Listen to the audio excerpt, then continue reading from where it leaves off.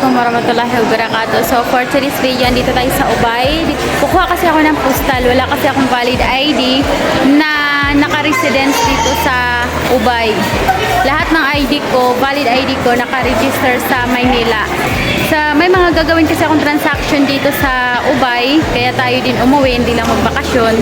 Dahil meron tayong gagawin at kumuha na rin ako ng barangay clearance para ipasa natin sa postal office dahil kukuha tayo ng postal ID.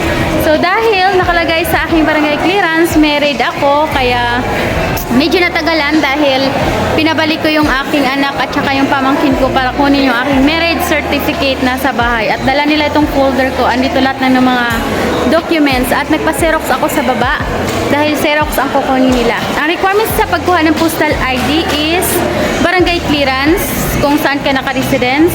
Pangalawa is yung ano yun, babe? Phase A. Yes, Phase A. Hindi na NSO. Matagal na yung NSO eh.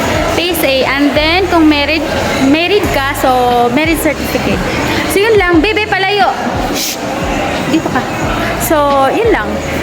At, ano oras na, be? 3 o'clock na. Sana hahabol pa tayo. O, sige. Yalla. See you later.